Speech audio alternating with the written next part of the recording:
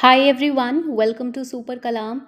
I am your teacher Arpita Sharma, and today, as I promised, you must have gone through the complete timetable for UPSC 2025, the lecture that I took on Friday.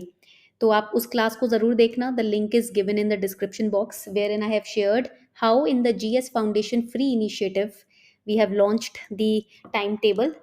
Daily targets आपको Telegram community पे मिलेंगे. Daily targets के basis पे you can cover your entire syllabus with us. And from today onwards we are starting with ancient history. तो मैं चाह रही थी आप एंशियंट हिस्ट्री की स्ट्रैटेजी पहले हम समझ लें. How to approach ancient history and why ancient history is important. The ultimate strategy, after researching the last 10 years previous year question papers, I have derived some very important key points कि how you can cover ancient history without getting bored of it. As I also understand majority of the students, they get bored of history, but my expertise here is in history, and I really wish you to understand how how exciting and how surprising history is.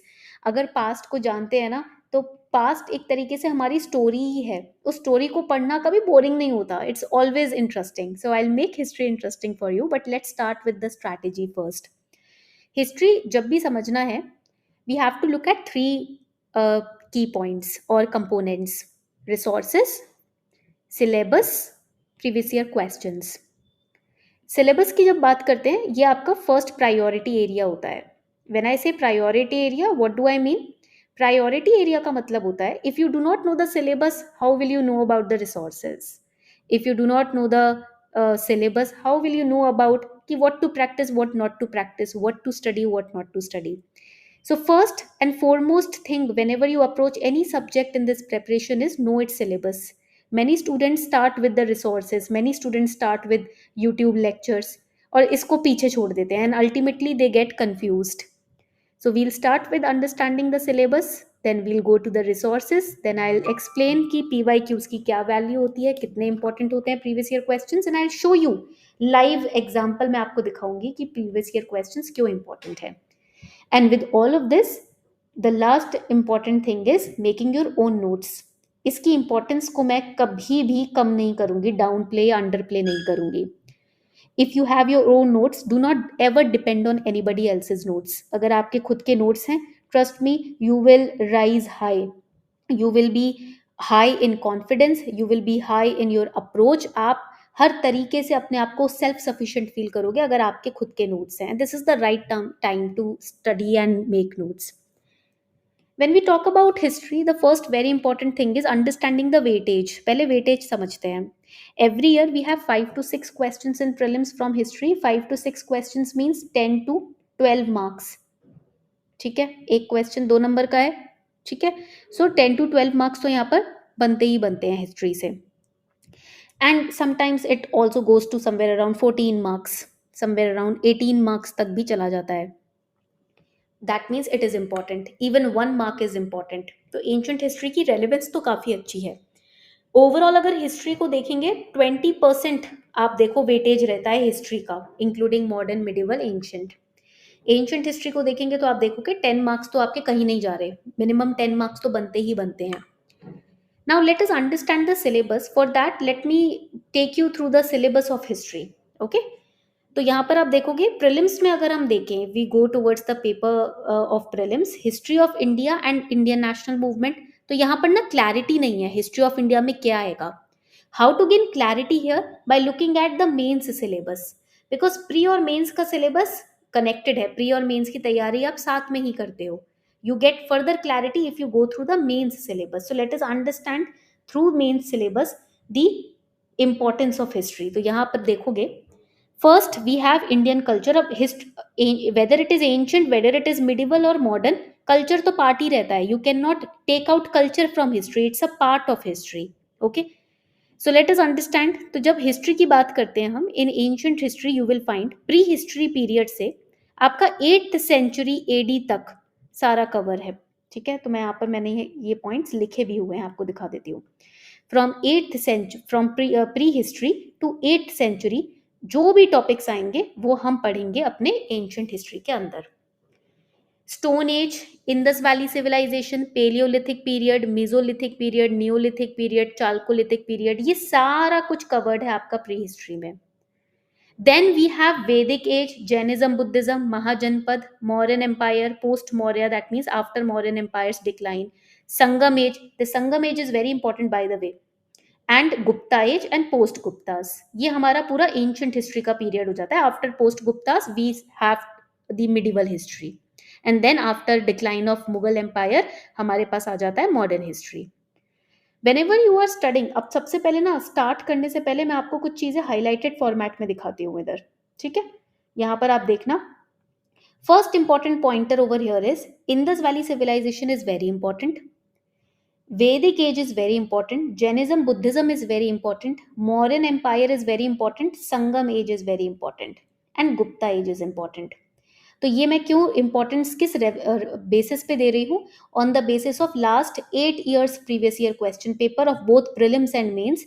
I am giving these, I am highlighting these topics.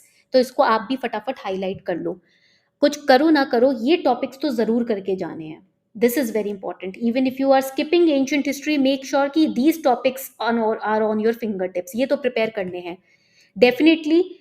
One 10 marker question in mains you can secure nicely if you are preparing these topics. And around अगर आप देख भी लो 5 to 8 marks आराम से आप ancient history में prelims में secure कर सकते हो with the help of these topics. These are that important. Now I have told you about the syllabus. The second important aspect is now how to cover them, how to approach them. बहुत simple है, बिल्कुल tough नहीं है. Many students have this doubt कि ma'am from where to study, कहाँ से पढ़ा जाए, then how to study, how to make notes, and then इसको याद कैसे रखा जाए, how to remember them. So first let me help you understand from where you can study them. Resources are quite simple. First of all, the NCERTs. 11th-12th की NCERTs आप skip कर ही नहीं सकते हो. Do not skip these NCERTs. But the most common and most important NCERTs for prelims are Tamil Nadu class 6th and class 11th NCERT. ये काफी important है. Why? Because if you observe last 8 years previous year question paper, direct questions you can solve. 10 marker आराम से आप निकाल सकते हो ancient history में इन दो एनसीईआरटीज की मदद से. Plus these NCERTs are so interestingly and creatively written कि रिवाइज करना बहुत ईजी हो जाता है. You don't even have to make notes from Tamil Nadu state board books. ये जो 6th और 11th की बुक है ना तमिलनाडु की, इससे नोट्स बनाने की भी जरूरत नहीं है. Already these books are written in a very creative manner कि only highlighting in the book itself you can prepare them, and then जो highlight किया उसको revise करना है, that's it. And then we have previous year questions. ये बहुत important है. देखो previous year questions are very important because they will tell you कि जो आपने पढ़ा, whatever you have studied, how you can utilize them, how UPSC can utilize them and make questions on. तो UPSC के सोचने का तरीका आपको समझ आता है प्रीवियस ईयर क्वेश्चन से. किसी भी हालत में ऐसा मत करना कि खूब सारे मॉक टेस्ट दे रहे हो but previous year questions touch भी नहीं किए. ये सबसे गलत और सबसे गड़बड़ घोटाला अप्रोच होता है जो आपको नहीं करना. Simultaneously solve previous year questions on every topic that you are completing and your own notes. ये आपके कुंजी है एक तरीके से एंशिएंट हिस्ट्री को पार्स करने की. ये मैंने आपको बहुत बड़ा सीक्रेट बता दिया है. बहुत लोगों को इस ज्ञान के बारे में पता है बट 1% ही होते हैं जो इसको यूज करते हैं. I will also share how to make notes, don't worry. Now I will give you a simple approach. First we know the resources. हमें सिलेबस पता चल गया, रिसोर्सेज पता चल गए. We know that how we have to solve previous year questions. Now how to make notes, how to prepare history. एक structure तो मिल गया हमको, we know the structure, but how to enter into it. While studying history, ask few questions. What, when, why, how, where. And while you are asking this question, make a tabular format. What, when, why, how, where. ऐसा बना लो. Whatever topic, whatever civilization you study, just write down what Indus Valley civilization. When it was discovered, 1926 और 1924, जब John Marshall ने discovery की थी वो आपको लिखना है. किसने की थी, what are the discoveries. ठीक है. when आपने ईयर लिख दिया, why में आपने लिख दिया कि यहाँ पर why it is relevant, तो इसके फीचर्स समझा दिए, इसका सिग्निफिकेंस समझा दिया, इसकी रेलिवेंस, इंपॉर्टेंस. एंड वेयर, तो जो भी डिस्कवरीज हुई हैं वो आपने मेंशन कर दी in the where for table. This is how your entire Indus Valley civilization can, notes on that civilization can be prepared. Similarly, when you are studying about modern empire, same question अपने आप से पूछो, table बनाओ, एक heading डाल दो modern empire, table बनाओ and start writing. Any civilization that you prepare or you study, these are the key components that you have to keep in mind while studying them: society, economy, religion, culture, important discoveries, the language or the script that was used. For example, in Indus Valley civilization, Bostrophodon script was used, जो आप right से left लिखा करते थे, फिर left से right, फिर right से left. Important kings, administration, and why this that particular civilization or empire declined. ये बस आपने प्रिपेयर कर लिया हर एज में, हर सिविलाइजेशन, हर किंगडम से रिलेटेड, तो समझ लो आपके होलिस्टिक सारे नोट्स तैयार हो गए. इसके अलावा और कहीं से कुछ नहीं पूछा जाता. I give you an example of PYQ itself. अब यहाँ देखोगे, this is a prelims question with reference to difference between culture of Rigvedic Aryans and Indus valley. देखो कल्चर के ऊपर क्वेश्चन आया है, आई टोल्ड यू. ठीक है, तो यहाँ पर कल्चर के ऊपर question and you have to mark the correct answer. Look at this question, ये 10 मार्कर मेंस का क्वेश्चन है. सिंधु घाटी सभ्यता की नागरीय आयोजना और संस्कृति ने किस सीमा तक वर्तमान युगीन नगरीकरण को निवेश प्रदान किए हैं, चर्चा कीजिए. To what extent has urban planning, अब अर्बन प्लानिंग आ गया एडमिनिस्ट्रेशन के अंदर. एंड कल्चर, कल्चर का क्वेश्चन आ गया ये रहा, of Indus valley civilisation provided inputs to the present day urbanisation discuss. तो यहां पर मैं एक और पॉइंट ऐड करना चाहूंगी, comparison, comparison of that civilisation to the modern civilisation. जो आज की सभ्यता है हमारी, उससे फीचर्स को कंपेयर करना. For example, if you remember, in a lot of times in prelims the administration of modern empire is asked. Do you know that Mauryan empire में Chandragupta Maurya was the founder and his guru was Chanakya. Chanakya's Kautilya Arthashastra, right है ना, that is even studied in today's time. बल्कि modern connotation देकर MBA के students को पढ़ाया जाता है, सिविल सर्वेंट्स को अर्थशास्त्र पढ़ाया जाता है. इवन क्वेश्चन ऑन अर्थशास्त्र is asked in GS paper 2, governance. It is asked in ethics paper, GS paper 4. And even अगर आप देखो पब्लिक एडमिनिस्ट्रेशन ऑप्शनल में भी अर्थशास्त्र से रेफरेंस लेके क्वेश्चंस आते हैं. Okay, why?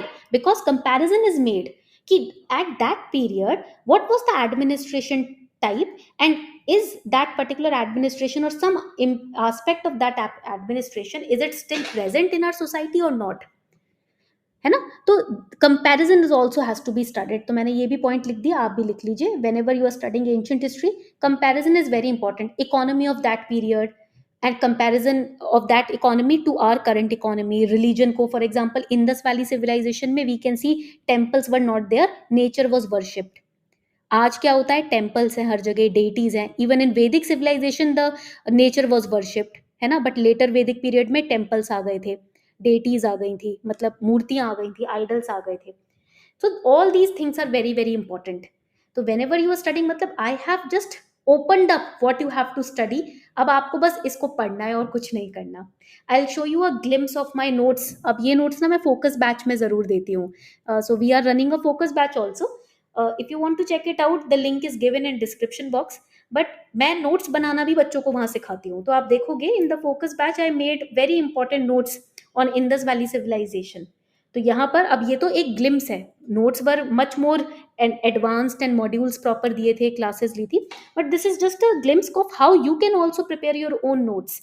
Indus valley civilisation में किसने डिस्कवरी की, what was the economy, agriculture, other different discoveries which were found, features, what are the language, the script which was found, architecture कैसा था लोग जगह इंडस वैली सिविलाइजेशन के की buildings का.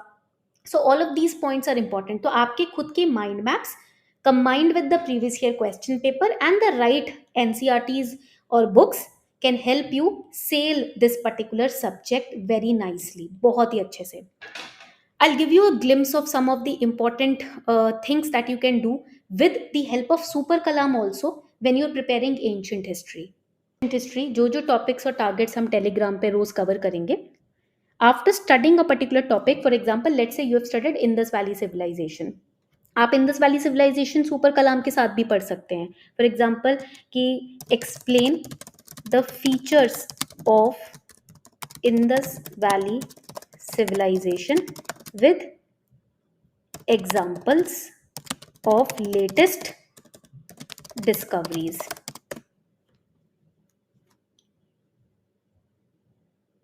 Now here Super Kalam will start explaining the important features which have been asked in UPSC also. Religious practices है, craftsmanship है, recent discoveries of Rakhi Garhi. Recently Rakhi Garhi में काफ़ी major discovery हुई थी. DNA analysis हुआ था skeletons का, तो that is also mentioned.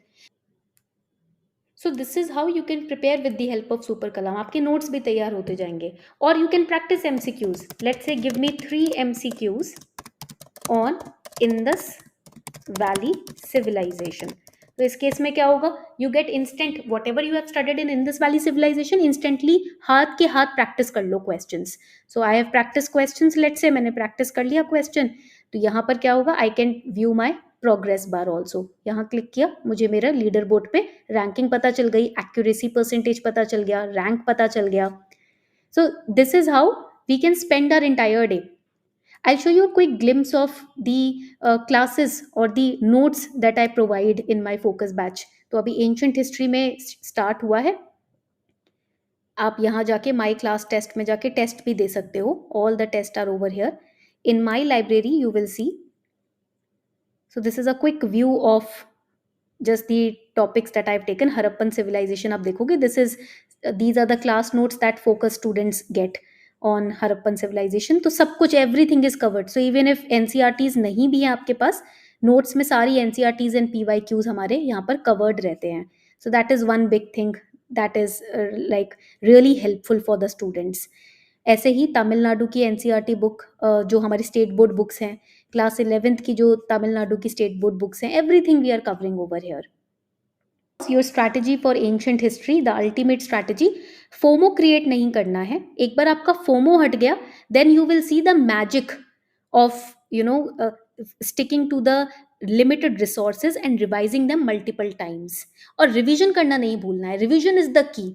अगर आप डेली वीकेंड्स पे टाइम इन्वेस्ट करते हो ना रिवाइज करने में, अपने खुद के नोट्स, अपने mind maps, then that is the best approach that you can use to ace ancient history.